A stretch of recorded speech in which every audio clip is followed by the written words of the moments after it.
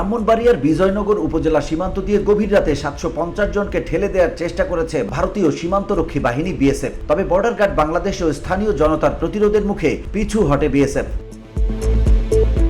বৃহস্পতিবার দিবাগত রাত 2টার দিকে বিজয়নগর সীমান্তে এমন ঘটনা ঘটে। একাধিক সূত্রে জানায়, বিভিন্ন সময় ত্রিপুরায় আটক 600 জনের বেশি এবং রাজস্থানে আটক 148 জনকে পুশিনের সিদ্ধান্ত নেয় বিএসএফ।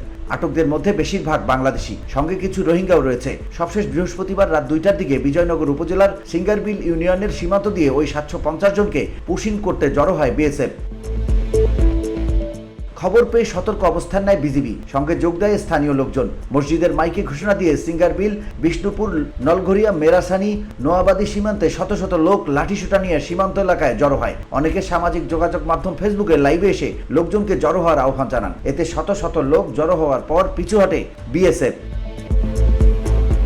ইউনিয়ন পরিষদ মেম্বার মামুন চৌধুরী বলেন, বিএসএফ পুশিনের চেষ্টা করলে এলাকায় মাইকিং করা হয়। লোকজন সীমান্তে গিয়ে জড়ো হয়ে তাদেরকে পিছু উঠতে বাধ্য করে। তবে কতজনকে সীমান্তে আনা হয়েছিল সেটা নিশ্চিত করে বলতে পারছি না।